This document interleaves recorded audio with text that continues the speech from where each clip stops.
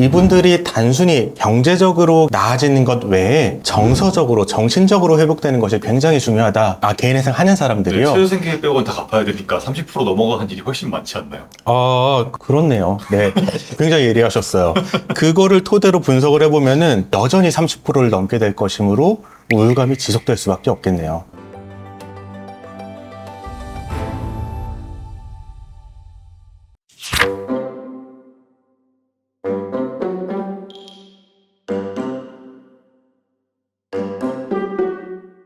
시간이 지나면서 우울증에 대한 게 계속 좀 화두가 되고 있잖아요. 네, 그렇죠.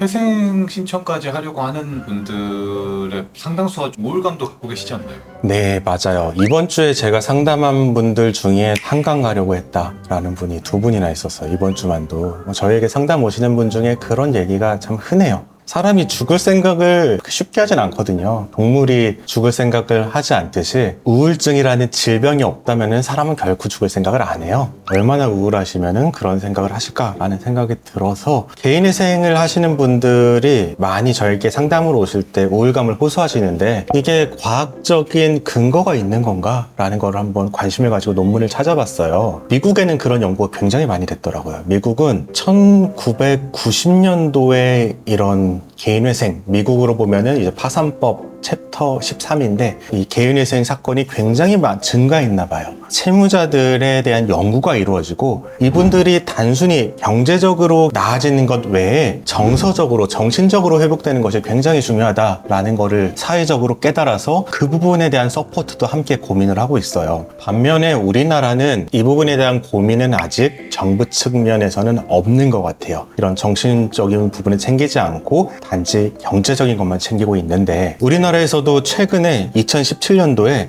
서울대의 박정민 교수라는 분이 논문을 썼어요. 이 논문 제목은 가계부채가 정신건강에 미치는 영향, 우울증과 자살 생각을 중심으로 라는 제목으로 했는데 높은 가계부채 수준은 우울감의 위험을 상당히 높인다라는 결과를 얻었어요. 구체적으로는 가처분 소득 대비 총 부채액 비율이 400%를 넘는 경우에, 가처분 소득이라는 거는 내가 실제 생계에 쓸 수 있는 소득, 그러니까 내가 쓸 수 있는 소득이 총 부채액 비율의 400%를 넘는 경우, 연봉 3천만 원인 사람이 부채가 3천만 원이 있는 사람이 있고 다른 사람은 연봉 3천만 원인데 부채가 1억 2천만 원이 있어요. 그러면은 이 후자는 전자보다 우울감의 위험이 1.5배가 높아진다고 해요. 또 다른 걸로는 가처분 소득 대비 부채 상환 비율이 30%를 넘는 경우에는 10% 미만일 때보다 우울감의 위험이 1.66배 상승한다. 바꿔서 말하면 한 달에 300만 원 버는 사람이 매달 갚는 원리금이 90만 원을 넘어가면은 이 사람은 똑같은 소득을 가진 사람이 한 달에 원리금을 갚는 비율이 30만 원인 경우보다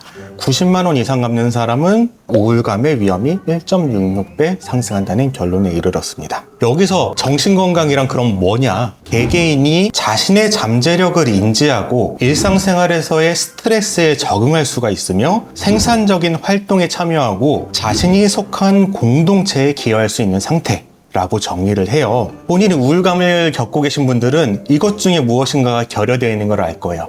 대표적으로는 스트레스에 적응을 못해요. 그래서 작은 스트레스에도 굉장히 민감하고 예민하게 반응하고 화가 많아지는 증상이 있고요. 어떤 분들은 너무 우울해서 직장 생활을 못해요. 이것은 생산적 활동에도 참여하지 못하는 거고 자신이 속한 공동체에도 기여할 수 없는 상태예요. 이런 경우에는 우울감이 있는 거라고 보고 이러한 우울감을 지금 이분은 분석을 한 겁니다. 이것과 관련된 후속 연구 중에 개인회생 또는 워크아웃 같은 채무 조정 제도가 굉장히 우울감과 우울증을 감소시킨다라는 연구 결과가 있어요. 이것은 제가 실제로 두 눈으로 본 결과도 같아요. 제가 그래서 드리고 싶은 말씀은 첫 번째로는 이거예요. 본인의 채무가 많은 분들이 우울감을 겪는 거는 당연한 거다. 다른 사람들도 다 겪는 거야. 내가 약해서 그런 게 아니라. 그리고 개인회생을 하거나 워크아웃 등의 채무 조정 제도를 진행을 하게 되면은 이 우울감은 대폭 감소한다라는 거를 첫 번째로 말씀을 드리고 싶고요. 두 번째는 개인회생을 한다고 하더라도 다시 이 우울감은 찾아올 수가 있어요. 그것에 대해서 사실 저도 이거를 어떻게 해소를 해드릴 거냐, 제 영역은 아니지만 우울증은 정신의 감기라고 하잖아요. 병원에 가서 치료를 받으시는 것도 중요하고 또 공동체를 찾는 것도 중요하세요. 저희 카페에도 이렇게 같은 상황을 겪는 분들이 많이 계시니까요. 들어오셔서 우울감이 있으시면은 같이 힘든 점 털어놓으시고 서로에게 위로를 받으시면 조금이라도 힘이 되지 않으실까라는 말씀을 좀 두 번째로 드리고 싶습니다.